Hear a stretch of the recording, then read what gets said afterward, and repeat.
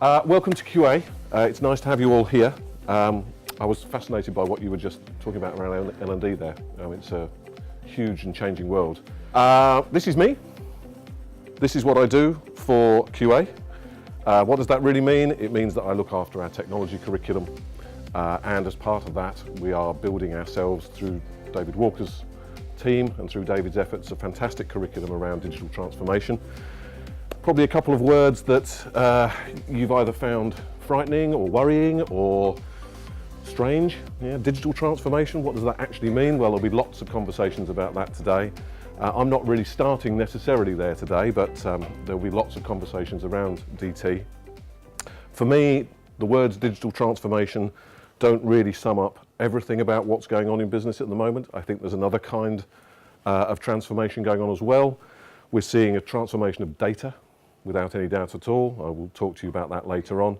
We're seeing a transformation around how businesses integrate and develop and design solutions inside their business. So just a transformation into a digital world, I don't think really is the end of the story at the moment. I think there's an awful lot more going on about how businesses actually manage their understanding of their customers and how they implement new solutions for their customers.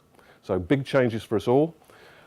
When I saw the title of this little section that I was asked to put together, disruption and risk, the innovators are coming for you.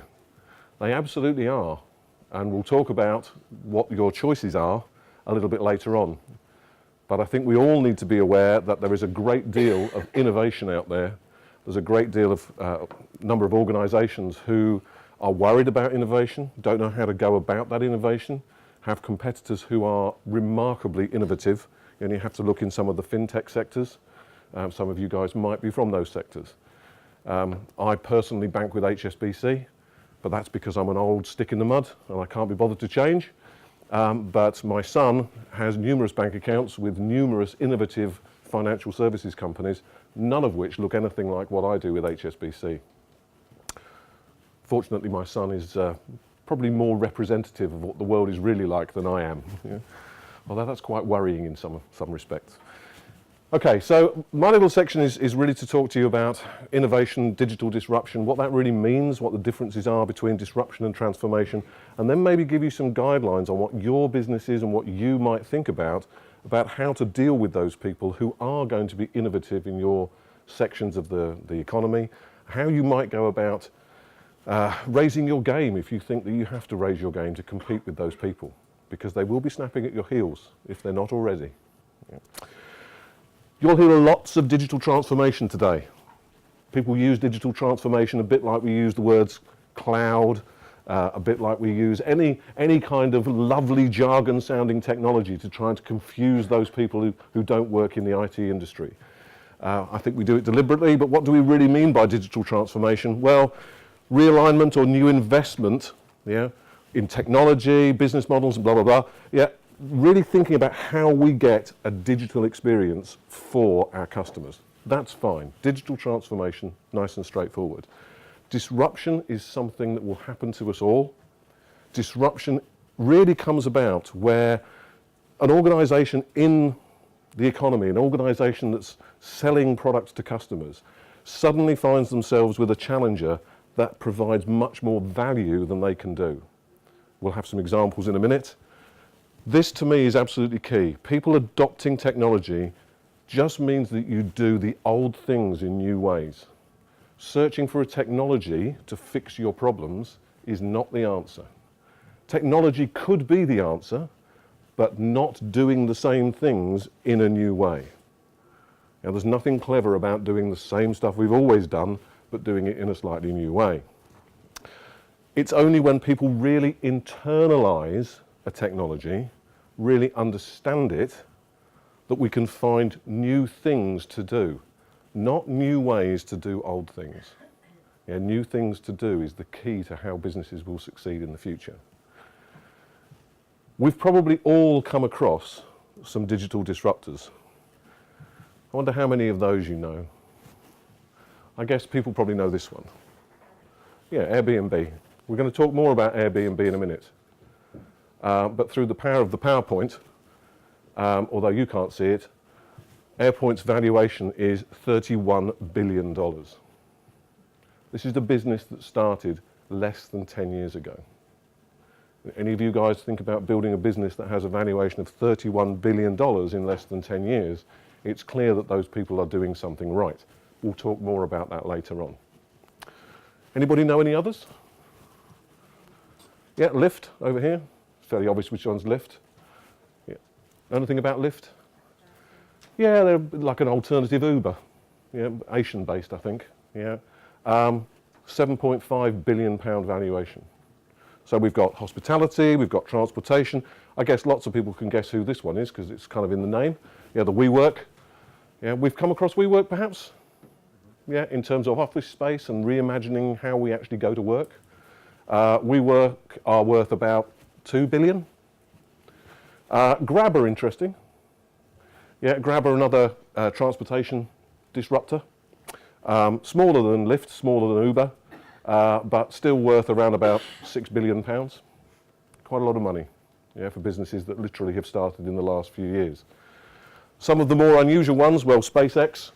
Yeah, everyone's come across SpaceX because we love watching rockets coming back down onto launch pads, don't we? You perhaps haven't heard of people like Cylance in the middle, yeah, who are cybersecurity. You perhaps haven't heard of a company called Palantir Technologies, who are basically into cybersecurity and data mining. You may not have come across House, who are an e-commerce, e-catalog organisation. And you probably haven't come across these guys who are Ginkgo Biotech, I think they're called. They're a flavouring and an essence and a sweetener company. But they're ripping up exactly what's going on inside the food industry, capturing bits of the market that are completely changing for their competition. Those are only the top 10. The 50 biggest disruptor businesses, if you look at those, 31 of those businesses are already worth over $1 billion. Nearly all of those businesses have started in the last 0 to 5 years, some between 5 to 10 years. This is not only new business, not only new value, this is value that's being taken from the existing incumbents in their industry sectors. Some of it is brand new, some of it they're stealing from their competition. If I was on the receiving end of that competition, I might not be so happy about how my business was looking. So how do they do this, and how do you do it? What are your choices? Because you will have to make some choices. If we look at Airbnb, the reason they've grown to that $31 billion valuation company is because none of these things, yeah, not that they were launched in 2008, not because they're from San Francisco and it's hip and it's cool, yeah, not really because they're so active across so many countries and in so many cities and because they've got so many things listed on their platform. This is not why they're successful, this is what they've achieved. And they've achieved that primarily because they do two things. Your businesses will face competition that do these two things. Your businesses will have to compete with that competition by doing these two things. So what's the first thing you have to be a real disruptor? Well, you have to have a value proposition that displaces the value that comes from an incumbent organisation. Or you have, I suppose I should say, you have a difference in that value proposition that stops the competition from competing with you. And if you have both of those things, number one, you have a competitor who's going to cause you problems. And number two, you have the ability to act as disruptors. And it's about thinking as leaders in the business that you operate in, how can we offer these two things to help us compete with disruption organisations or to become disruptors yourselves? We'll talk more about that in a second. The beauty of Airbnb is they have both of those things. And how have they gone about that? They've gone about that by really 6 key features. They've looked at what they offer and they've looked at the price of it. They're often cheaper than the traditional hotel model. Sometimes they're not cheaper. Sometimes what they offer is a better value to price ratio. It's not necessarily that they're cheaper in their own right. We feel that they're a better option. There's an emotional piece of love inside us that says, actually, I don't mind paying that amount. I perceive I'm getting this amount of extra value. It's not about price being low, it's about the value that we give to our customers, and we'll talk more about that later too. Airbnb provide fantastically easy access to their platform. It's so simple to use. I can use it. And that's saying something because I'm a little technologically challenged from time to time. The beauty of Airbnb, of course, is that you don't have to interact with them. They make it easy for you to use their offering and use their services. We interact as host and guest. We don't have to interact via Airbnb. Easy to use, easy to book, very personalised. I can customise Airbnb to give me exactly what I want, whereas it might be very different to what you want. It frees me from owning a holiday home and all the pain that comes with that. I can go anywhere I like, do whatever I like. I can even use their wonderful trips service, which you might have seen, to go and do things in cities and countries that are unique to those cities and countries that I wouldn't necessarily know about otherwise, providing me a huge amount of value. And there's a very social aspect inside Airbnb's offering that allows us, as their customers, as guests, to actually share our experiences. What does that really mean? It means that Airbnb have managed to provide 6 really key touch points that you will probably have to think about providing if you want to compete against or become the disruptors inside your market segments. You don't have to have all of them. If you could have all of them, you could be Airbnb. Pick some of them. Think about what your value proposition to your customer is. Look at those organisations that are disrupting your sector. See what it is that they're offering. Think about what you as leaders inside your businesses can do around those 6 touch points. The more of those that you can find, the more chance you've got of competing with those disruption organisations or becoming disruptors yourselves.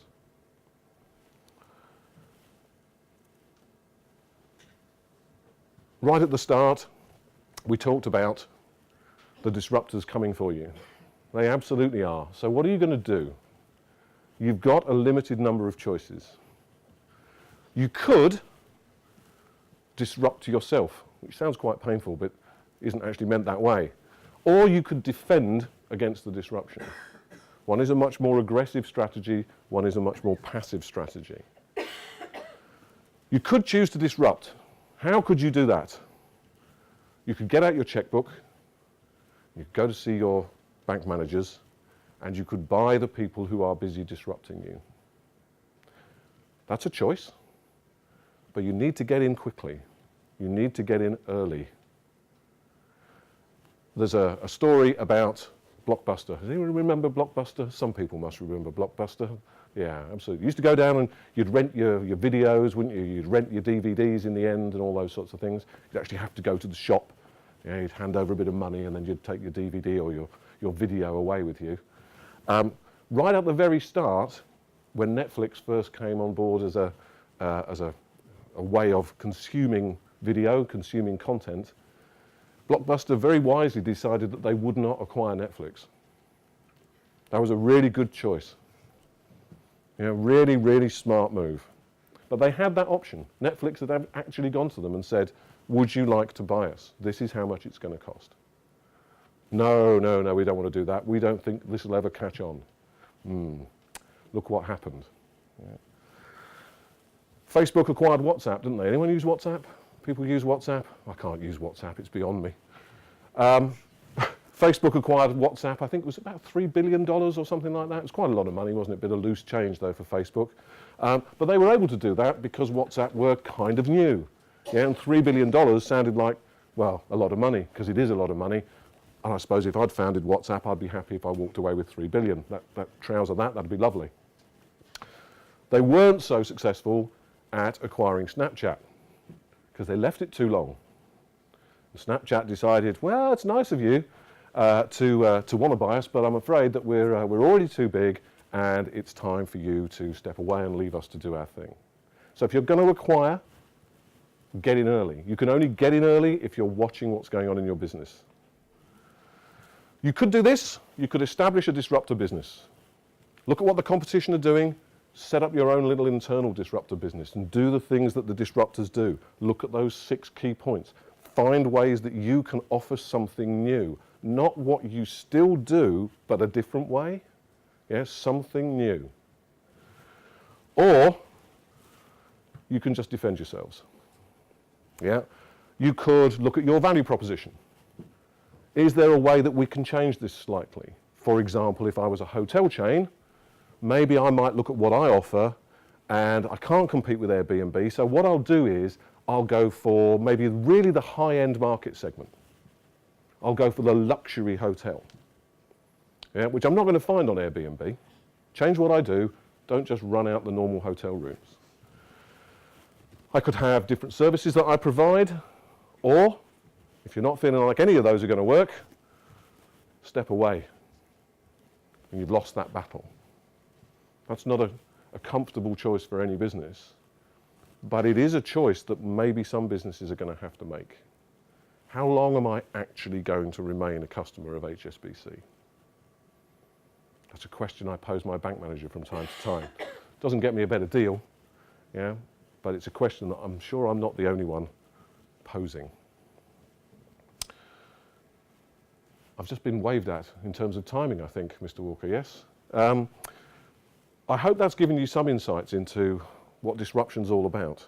It is going to happen to you, so you need to think about how you're going to change what you do or the value of what you do, yeah, because people will be snapping at your heels.